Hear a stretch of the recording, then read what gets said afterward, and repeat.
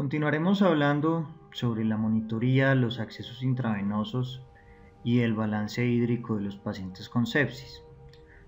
Cuando se utilizan vasopresores periféricamente, deben administrarse solamente por un periodo de tiempo corto e idealmente en una vena proximal al surco antecubital.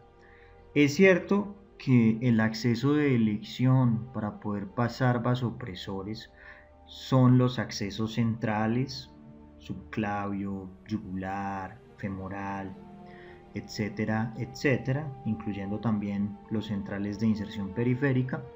Es factible que nosotros, por un periodo de tiempo corto, sobre todo en el contexto de emergencias, utilicemos vasopresores de manera periférica. En cuanto a la monitorización de estos pacientes, se sugiere utilizar el monitoreo invasivo. Esta es la recomendación 43. Y la 44, como pueden verla, es iniciar vasopresores periféricos para restablecer la presión arterial media en lugar de esperar un acceso venoso central. Si no es factible tener un central, se utiliza el vasopresor de manera periférica. Recordemos que la estimación de la presión arterial con un manguito no invasivo es algo que es inexacta, mientras que cuando nosotros colocamos una línea arterial, el catéter arterial permite una medición segura, confiable y continua de la presión.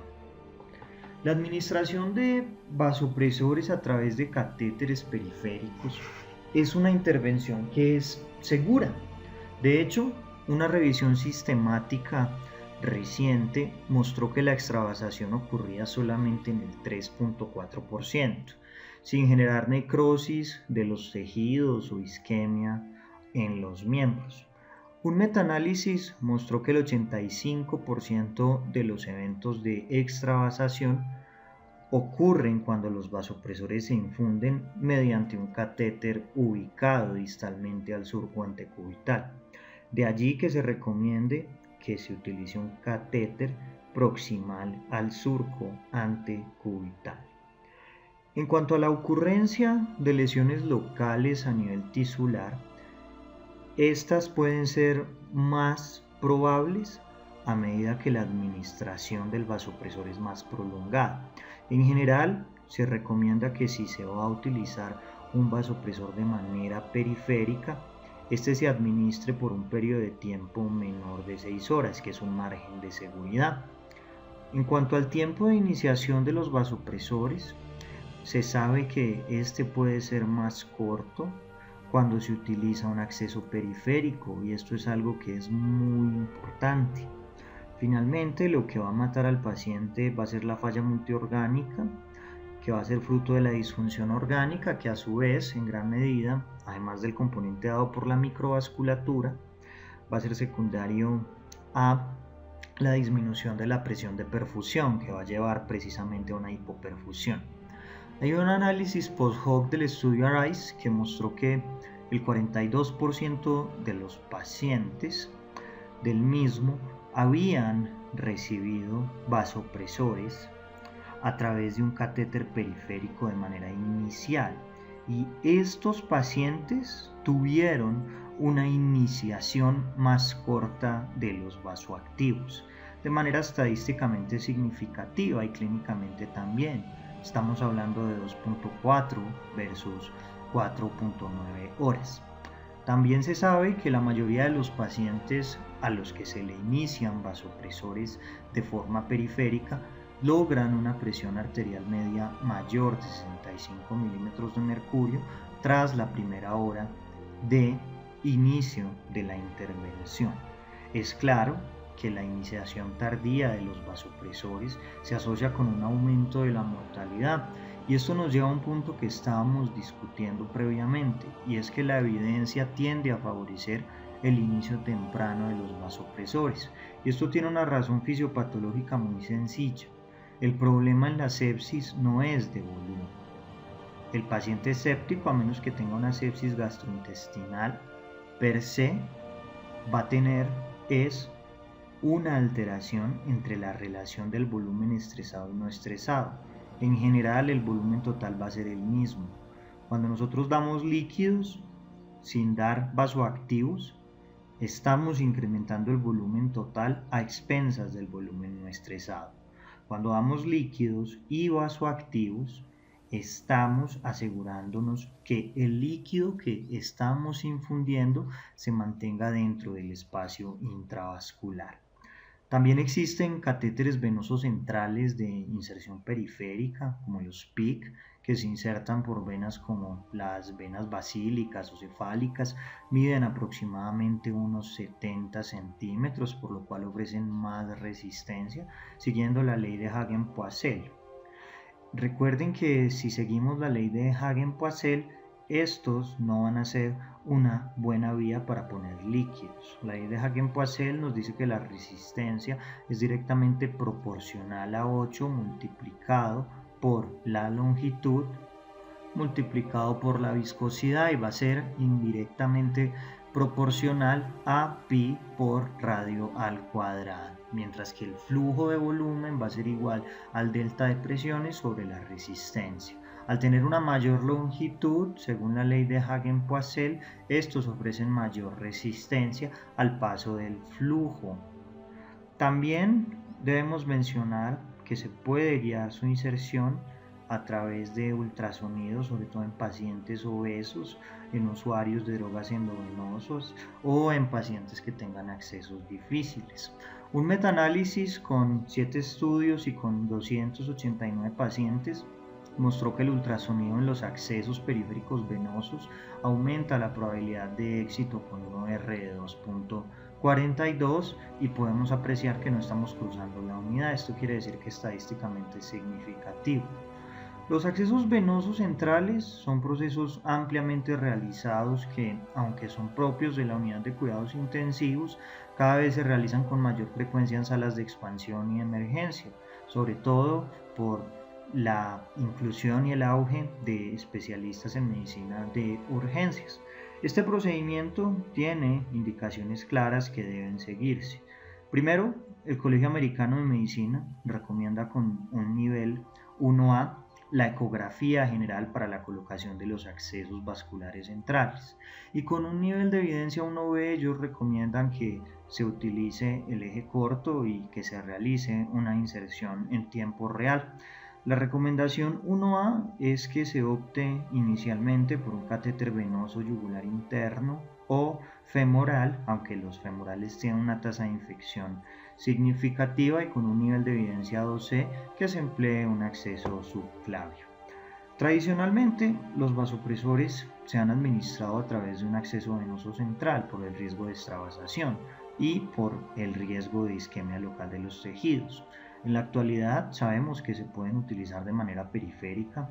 De hecho, un estudio de Ricard y colaboradores que se realizó con 263 pacientes comparó los vasopresores por un acceso periférico versus un acceso central, encontró que la incidencia de complicaciones importantes relacionadas con el catéter fue mayor en los pacientes que se asignaron a líneas venosas periféricas, sin diferencia significativa en la incidencia de complicaciones menores relacionadas con el catéter.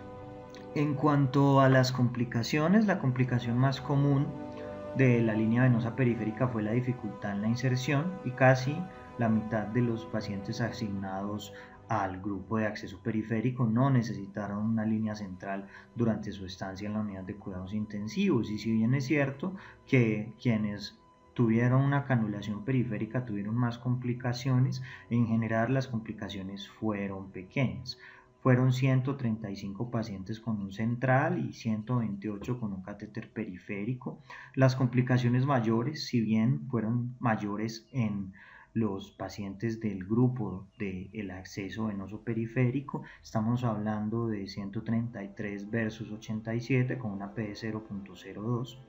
Estas complicaciones no se asociaron con un riesgo significativo en el paciente. Las complicaciones menores ocurrieron en 201 de los pacientes con catéter venoso central y 248 en catéteres periféricos con una P de 0.06.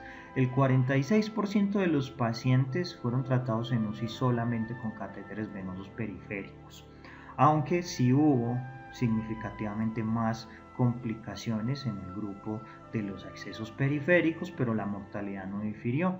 Por lo tanto, es una alternativa inicial la utilización de catéteres periféricos. Se debe utilizar en lo posible ecografía. ¿Por qué? Debido a que permiten una localización del vaso objetivo de manera más sencilla, detecta las variables anatómicas, guía en tiempo real, permite detectar la trombosis venosa, descarta complicaciones inmediatamente posteriores al procedimiento y se asocia con un menor tiempo. De igual forma, la cateterización con ultrasonido puede hacerse a nivel yugular interno tan rápido como en periodos de tiempo de apenas 17.1 a 16.5 segundos versus 44 más o menos 95.4 en el grupo de inserción por reparos anatómicos. En la cateterización subclavia también hay ventajas en el tiempo. Estamos hablando de 28.8 más o menos 12.5 versus 44.8 a 54.9. Aquí vemos los vasos en un eje corto y en un eje largo. En ambos se puede acceder. En un artículo publicado en Critical Care, Jean-Louis Tebol emite una serie de recomendaciones. Lo primero es que se deben emplear sondas ecográficas de alta frecuencia, transductores lineales con frecuencias de 5 a 15 MHz. Estas sondas en general tienen una superficie de exploración que va entre los 2 a los 5 centímetros, obtienen imágenes de alta calidad y superficiales. Se recomienda la utilización de un modo bidimensional y de Doppler color. Un enfoque es que se localice el vaso en un eje corto y se inserte en eje largo. Esto disminuye el riesgo de puncionar la pared posterior, ya que se ve todo el tiempo la aguja. No existe evidencia de que uno sea superior o inferior a otro. Se debe tomar como referencia la muesca del transductor, como podemos ver en pantalla, ya que va a orientar la inserción de la aguja. La ecografía estática es menos segura. En ella se utiliza el ultrasonido solamente para encontrar el vaso, pero se incide sin visualizar ecográficamente. Se puede hacer entre una o dos personas. Peter Pronovost y su equipo mostraron en un estudio de 103 pacientes en unidades de cuidado intensivo que las infecciones asociadas a centrales podían reducir hasta un 66%. Esto es especialmente importante en los sépticos si se hace adecuado lavado de manos, se utilizan precauciones de barrera completas durante la inserción de los catéteres venosos centrales, se hace limpieza de la piel con clorhexidina, se evita la inserción femoral y se extraen los catéteres innecesarios. Mackie mostró en otro estudio con 668 catéteres que la utilización de clorhexidina se asociaba con menos infecciones locales relacionadas con el catéter en relación con el alcohol o con la polidona yodada. Se debe también recordar que los compuestos yodados se colonizan más fácil por agentes gram negativos. En cuanto a complicaciones, el riesgo de neumotórax en los abscesos subclavios es de 1.5 a 3.1 por cada 100, yugular de 0.1 a 0.2. El riesgo relacionado con hematórax en el subclavio es de 0.4 a 0.6, para las infecciones en el yugular es de 8.6, en el subclavio de 4, para el femoral de 15.3, debido al contacto estrecho con la zona de deposiciones. Para la trombosis a nivel femoral es de 8 a 34, para el subclavio de 0 a 13, en el yugular de 1.2 a 3, en el yugular interno el riesgo de punción arterial es de 3, en el subclavio de 0.5, en el femoral de 6.25, y también debemos mencionar que allí el riesgo de mala posición es más alta que en el subclavio. También tenemos que traer a colación la posibilidad de contaminación extraluminal. La contaminación extraluminal ocurre en los primeros días, posteriormente aparece la contaminación intraluminal y luego ya empiezan a ocurrir como tal las infecciones. Una revisión sistemática y metaanálisis de Cochrane con 5.108 pacientes, mostró que el uso de ecografía en la colocación de catéteres yugulares internos se asociaba con complicaciones en el 4%, mientras que la inserción por anatomía en el 13.5%. Además, la tasa de éxito con ultrasonido ronda el 97.6% y por anatomía 87.6%, obviamente en personal capacitado.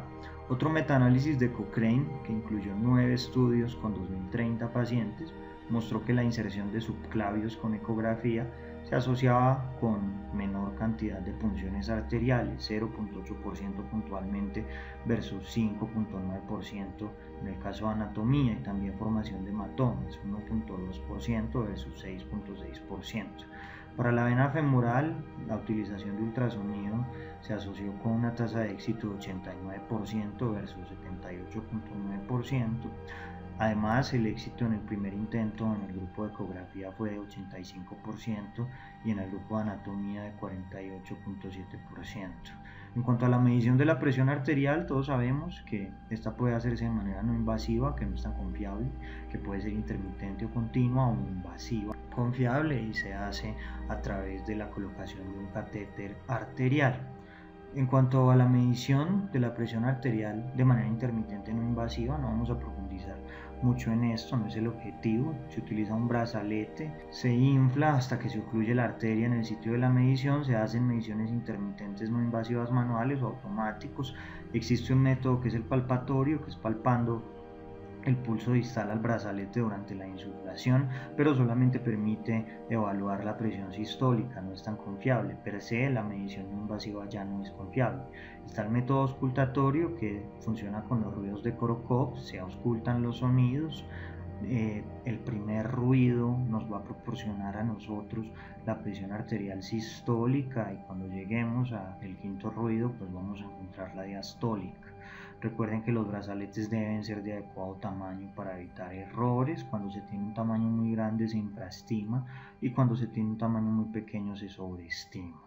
Hay dos tecnologías de evaluación continua automatizada no invasiva para el análisis de la onda de presión arterial. Uno es la abrazadera de volumen, que también se llama la tecnología de descarga vascular o la tecnología de brazalete de dedo y tonometría de aplanamiento arterial radial. El método de abrazadera de volumen utiliza un brazalete inflable sencillo de doble dedo que tiene una luz infrarroja integrada y una transmisión pletismográfica infrarroja que ajusta la presión múltiples veces por segundo para mantener un volumen en la arteria del dedo constante, y de esta presión deriva una curva de presión arterial. Este método fue descrito por el fisiólogo checo Penax en el año 1972.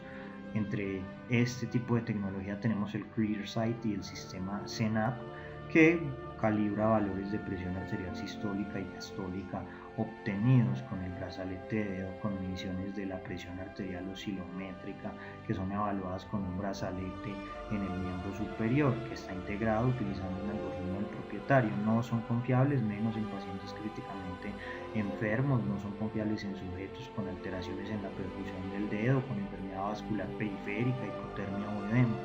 En cuanto a la tonometría de aplanamiento de la arteria radial, estos sistemas utilizan un sensor de presión aplicado sobre la arteria radial, se basan en el principio de Pressman-Newart, que se formula en el año 1960 y posteriormente fue desarrollado por otros investigadores. Básicamente, el aplastamiento de la pared arterial causa que la amplitud de la presión de pulso sea máxima. Se hace en una arteria superficial que esté soportada por una estructura ósea, por ejemplo, sobre la arteria radial que está soportada por el hueso. Hay un metaanálisis que evaluó la exactitud y precisión de diferentes tecnologías de monitorización continua no invasiva. Se hizo con 28 estudios y reveló un efecto acumulado global de diferencia promedio de 3.2 milímetros de mercurio, más o menos 8.4 milímetros de mercurio. Sin lugar a duda, la medición invasiva es el estándar de oro. Se canula la arteria para poder monitorizar la presión arterial. Esto es rutinario en la unidad de cuidados intensivos. Se puede utilizar la arteria radial, femoral, braquial, dorsal del pie, incluso la axilar. Es mejor la colocación de el acceso a través de guía ecográfica. Sin embargo, también se puede asociar con complicaciones como embolismo, daño isquémico, sangrado, pseudoaneurisma. En el caso de que utilicemos la arteria radial, debemos hacer el test de Allen, que lo podemos ver en pantalla.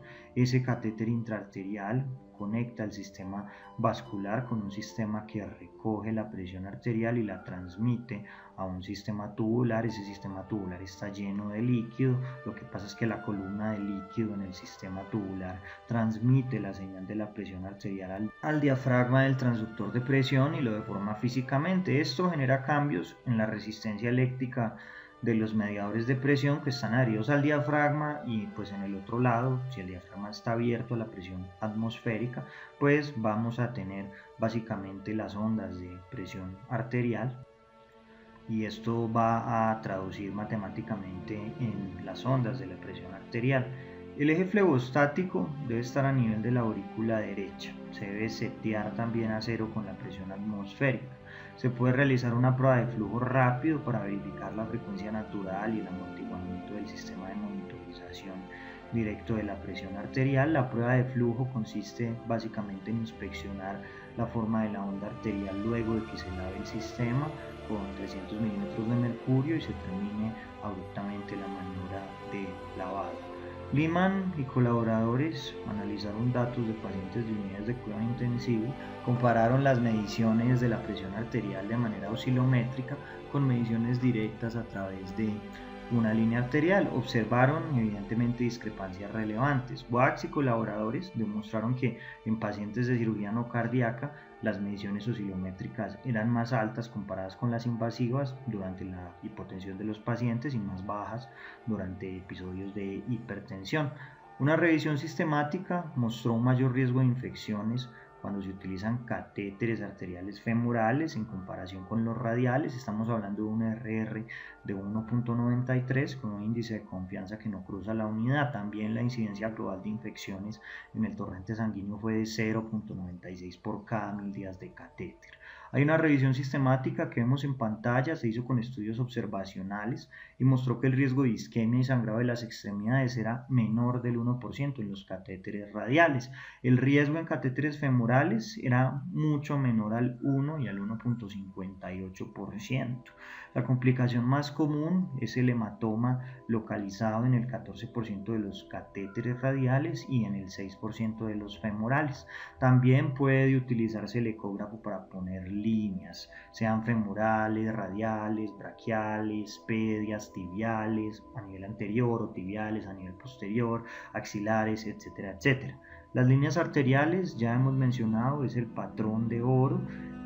Vamos a canular la arteria para poder monitorizar adecuadamente la presión arterial de estos pacientes. Hay un metaanálisis asiático que se hizo con 20 estudios con 1990 pacientes que mostró una clara tendencia a canular en el primer intento a nivel radial cuando se empleaba ultrasonido. Miren que ni siquiera estamos cruzando la unidad. También la canulación guiada por ultrasonido tuvo menos intentos, en promedio 1 versus 3 en el caso de los métodos palpatorios, y se asoció también con una inserción en menos tiempo, además de que también se asoció con menos hematoma. Todo esto de manera estadísticamente significativa. Aquí vemos las características ecográficas de las venas y las arterias. Las arterias son pulsátiles, no se comprimen fácilmente. Además, tienen señal Doppler y tienen características pulsátiles, las venas no. Son todo lo contrario. En cuanto al delta de CO2, recuerden que este es un marcador de alteraciones en la microcirculación. Nosotros tenemos que tomar unos gases arteriales y unos gases venosos. Para los venosos necesitamos necesariamente un catéter venoso central.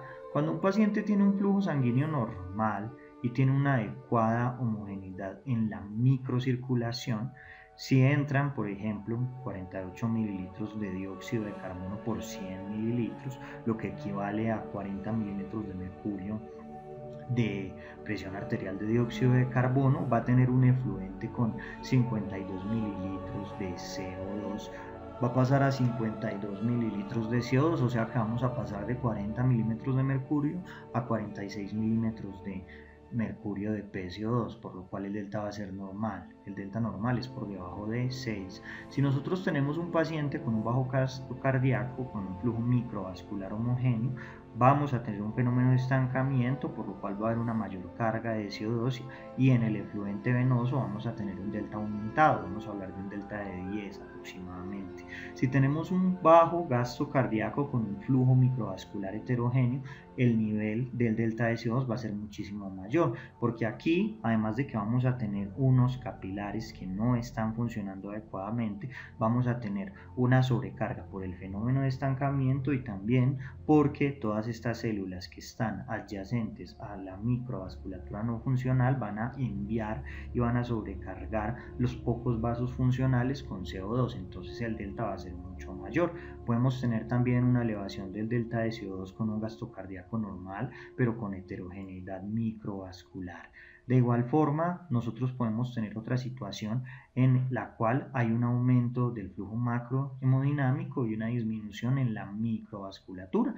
Y cuando nosotros hacemos una adecuada reanimación y un reclutamiento capilar, pues vamos a tener un mejor gasto cardíaco, que esto se puede optimizar a través de la mejoría de la precarga, también a través de la utilización de inotrópicos, el aseguramiento de una adecuada frecuencia cardíaca, y también vamos a reclutar la microvasculatura a través de intervenciones como por ejemplo la utilización de vasoactivos. Lo que vamos a generar es que el delta de CO2 se disminuya. Hay algunos estudios clásicos que debemos mencionar cuando hablamos de monitorización en este tipo de pacientes. Empezamos con el Andrómeda, publicado por el doctor Gustavo Espina Tascón, uno de mis estudios favoritos. Fue un estudio que comparó una estrategia de reanimación dirigida por lactato versus una estrategia de reanimación dirigida por llenado capilar. Se hizo en 424 pacientes. Profundizamos un poco más en este estudio en la conferencia de introducción a epidemiología, se la recomiendo. Encontró que para el día 28, con una P de 0.06, el 34.9% de los pacientes del grupo de llenado capilar habían muerto versus el 43.4% en el grupo de lactato. Tuvo una disminución neta de la mortalidad de 8.5%, que si bien estadísticamente no fue significativa, clínicamente sí. A las 72 horas el grupo de llenado capilar tuvo menos falla multiorgánica, esto último estadística y clínicamente significativo.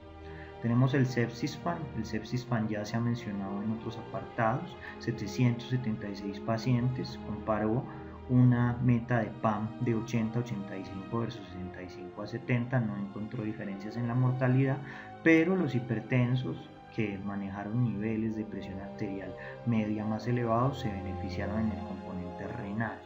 También debemos mencionar un metaanálisis de Sang en el cual se constata la utilidad del aclaramiento del lactato como marcador pronóstico. En cuanto a otras cuestiones importantes, debemos traer a colación simplemente por cultura general las metas suprafisiológicas planteadas por Shoemaker, que en la actualidad se han dejado relegadas atrás, al igual que los estudios de Emmanuel Rivers, que si bien Emmanuel Rivers marcó un antes y un después en la historia de la sepsis, en la actualidad ya no hacemos manejo guiado por objetivos. Esto desde la publicación de la RISE en Australia, el PROMISE en Inglaterra, el PROCESS en Estados Unidos y el metaanálisis PRISM, que fue un metaanálisis de estos últimos 3 estudios.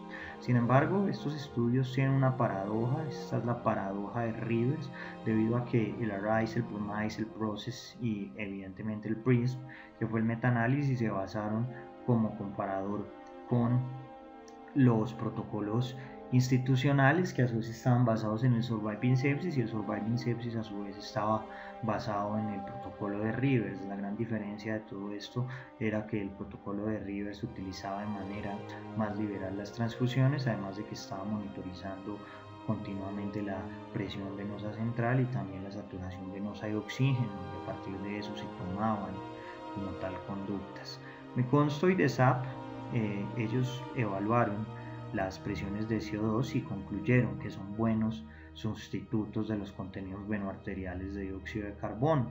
Cuando nosotros tenemos un incremento en el delta de CO2 con un lactato mayor a 2, estos son claros indicadores de metabolismo anaeróbico. Sin embargo, cuando nosotros consideramos el efecto Haldane, que dice que ante hipoxia aumenta la afinidad de la hemoglobina por el dióxido de carbono, vemos que el delta de las presiones venoarteriales de dióxido de carbono sobre el contenido arteriovenoso de oxígeno solo es confiable cuando la PCO2, el pH y la saturación venosa de oxígeno se aproximan a la normalidad. Cuando no ocurre esto, no van a ser confiables. Y mencionamos también otra cuestión publicada por el doctor Gustavo Spina Tascón, una persona que ha publicado de manera significativa en relación con todo lo que tiene que ver con sepsis. El doctor Spina encontró que la hiperlactatemia persistente y una mayor relación de 1 del delta de contenido venoarterial de dióxido de carbono y del delta del contenido arteriovenoso de oxígeno se asociaba con una mayor disfunción orgánica y con pobres resultados clínicos. La recomendación 45 es que existe evidencia insuficiente para hacer una recomendación sobre el uso de estrategias de fluidos restrictivas versus liberales en las primeras 24 horas. Pero nosotros hemos estado haciendo un análisis fisiopatológico a partir de las publicaciones de Milford y también a partir de los trabajos de Woodcock y Woodcock desde el año 2012 explicando el rol del glucocálix. Nos hemos dado cuenta cómo la utilización de fluidoterapias liberales puede generar una mayor alteración a nivel del endotelio y se puede asociar con balances más positivos que a su vez se asocian con una mayor mortalidad. Cada 1000 por encima de 1000 incrementa la mortalidad con un OR de 1.7. La evidencia actual sugiere que los líquidos endovenosos de manera liberal pueden dañar la integridad vascular y pueden llevar a disfunción de los órganos. De hecho, hay una asociación entre la resucitación con grandes volúmenes y un aumento en la mortalidad.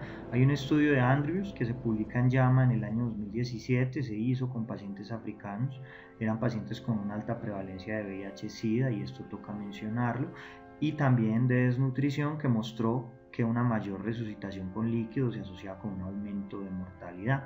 Sin embargo, el Surviving Sepsis del año 2021 sigue recomendando un bulo inicial de líquidos intravenosos a razón de 30 mililitros por kilo en las primeras 3 horas, pero evidentemente la fluidoterapia se debe guiar a través de parámetros de perfusión y de mediciones dinámicas.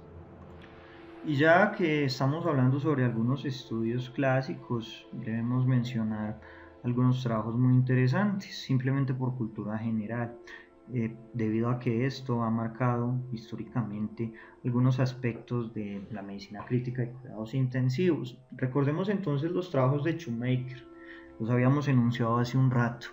Shoemaker proponía metas suprafisiológicas, pero la población a partir de la cual Shoemaker realizó esta recomendación eran pacientes con alto riesgo quirúrgico y era una estrategia para prevenir el desarrollo de choque. Él promovió puntualmente índices cardíacos por encima de 4.5, aportes de oxígeno por encima de 600, también asegurar un consumo de oxígeno por encima de 170, pero posteriormente Hayes en 1994 y Gattinoni, otro de los grandes del cuidado intensivo, no observaron los beneficios que estaba describiendo el doctor Shoemaker. Y como no, el protocolo de Rivers, que el protocolo de Rivers provino de un estudio monocéntrico que se realizó en un departamento de emergencia, se publicó en el año 2001, en noviembre, en el New England Journal of Medicine. Este estudio, que marcó un antes y un después y fue elemental para el desarrollo de las guías del Surviving Sepsis, se fundamentaba en lo siguiente. Lo primero que miraban eran los niveles de PVC utilizando unas metas de más de 8 a 12 milímetros de mercurio, lo cual es suprafisiológico. Se aseguraban unos niveles de presión arterial media por encima de 65 y un gasto urinario por encima de 0.5. Dependiendo de lo que ellos encontraran, tomaban intervenciones específicas, como por ejemplo la utilización de líquidos, la utilización de hemoderivados, etcétera, etcétera. La literatura actual, siendo sinceros, no proporciona una orientación clara sobre la estrategia de fluidos luego del bolo inicial de la resucitación. Eso queda claro en el Surviving Sepsis. Nosotros podemos traer a colación que los 4 ensayos clínicos más grandes en resucitación de los pacientes sépticos utilizaron cantidades de moderadas a grandes de líquidos en las primeras 72 horas. De hecho, Rivers administró más de 13 litros de líquidos. En el estudio de Rivers se seleccionaron 263 pacientes, 130 recibieron terapia dirigida por objetivos y 133 terapia estándar. La mortalidad hospitalaria fue del 30.5% en el grupo asignado a la terapia temprana dirigida por objetivos en comparación con 46.5% en el grupo asignado a terapia estándar. Esto fue estadísticamente significativo. Y resulta que los pacientes asignados a la terapia dirigida por objetivos tuvieron una saturación de oxígeno venosa central media significativamente mayor, una concentración de lactato más bajo, un déficit de base más bajo y un pH más alto que los pacientes que se asignaron a la terapia estándar. Por otro lado, las puntuaciones medias de Apache 2 fueron significativamente más bajas en la terapia temprana dirigida por objetivos. En pantalla podemos ver lo que se constituía dentro de lo que se conoció como el código sepsis. Esto es antiguo. Antes ellos recomendaban estas metas en las primeras 6 horas a partir de los estudios de Rivers. Simplemente esto hace parte de la cultura general. Luego se publica el PROCESS, el ARISE, el PROMISE y el PRISM. El ARISE en el año 2014, el PROMISE en el 2015, el PROCESS en el 2014 también y el PRISM que fue el metaanálisis en el año 2017. En estos estudios se administró aproximadamente de 7 a 8 litros en los grupos de atención habitual con una tasa de mortalidad informada baja. Estos estudios compararon la terapia guiada por metas versus la terapia estándar. Sin embargo, acá se presenta una paradoja que ya lo habíamos mencionado, dado que el protocolo estándar se basaba en el protocolo de Rivers, por lo cual, pese a no tener necesariamente una monitoría continua como planteaba el doctor Rivers y poseer escasas variaciones, finalmente el metaanálisis PRISM terminó por no mostrar diferencias, evidentemente porque las guías del Surviving Sepsis se habían basado en el protocolo de Rivers, al menos para tal año. Algunos estudios importantes en relación con la fluidoterapia, para ya cerrar esta parte, son el CLASSIC y el CLOVERS. El CLASSIC fue un estudio que se hizo en el año 2022, fue un estudio clínico aleatorizado, donde se aleatorizaron a 1.554 pacientes con choque séptico. Eran pacientes que habían recibido menos de 1 litro de líquidos endovenosos en el caso de la estrategia restrictiva versus la atención estándar. 770 pacientes fueron asignados a la estrategia restrictiva y 785 al estándar. El grupo restrictivo recibió una mediana de 1.798 mililitros versus el estándar que recibió una mediana de 1.811 mililitros. En el grupo restrictivo la mortalidad a 90 días fue de 42.3% y en el grupo estándar de 42.1%. Por otro lado, el número de días de vida sin soporte vital y de días de vida y fuera del hospital fueron similares en los dos grupos. Sin embargo, pues realmente uno se pregunta, ¿la estrategia restrictiva sí fue restrictiva o no fue restrictiva? No existe un punto de corte para poder definir eso, simplemente fue porque los autores definieron una estrategia restrictiva con este punto de corte y una estrategia estándar o liberal con este, pero pues realmente si ustedes se percatan no es que haya una diferencia tan significativa entre un grupo y otro. Está también el estudio CLOVERS del año 2023, fue un ensayo de superioridad no ciego, se realizó en 60 centros de Estados Unidos, aleatorizaron a pacientes a una estrategia restrictiva de líquidos, priorizando los vasopresores y menores volúmenes de líquido, una estrategia liberal de líquido, donde se priorizaron mayores volúmenes de líquidos endovenosos antes de usar vasopresores. Esto se hizo por 24 horas. La aleatorización se produjo dentro de las 4 horas posteriores a cumplir los criterios de hipotensión inducida por sepsis refractaria al tratamiento inicial con 1 a 3 litros de líquidos endovenosos. Ellos querían probar que la estrategia restrictiva era superior Fueron 1.563 pacientes, 782 se asignaron al grupo restrictivo y 781 al grupo de líquidos liberales. Se administró evidentemente menos líquido en el grupo restrictivo versus el liberal, era una diferencia de aproximadamente unos 2.000 mililitros. En cuanto a muerte a 90 días, no hubo diferencia entre un grupo y el otro, pero vale la pena preguntarnos, ¿realmente la estrategia liberal fue liberal? Porque es que si nosotros nos planteamos estos valores tan amplios que se utilizaron, por ejemplo, en el PRISM, en el ARISE, en el PROCES, etcétera, etcétera, miren que estamos hablando de una utilización, en el caso del protocolo de Rivers, de hasta 13 litros, y en el caso de los estudios que se tuvieron en cuenta para el metaanálisis PRISM, de 7 a 8 litros. Entonces realmente lo que ellos denominaron en estos estudios como restrictivo liberal, ambas podrían entrar dentro de la categoría de restrictivo. Valdría la pena hacer un estudio donde se administren más de 10 litros versus otro en el cual se administren menos de 4 o 3 litros.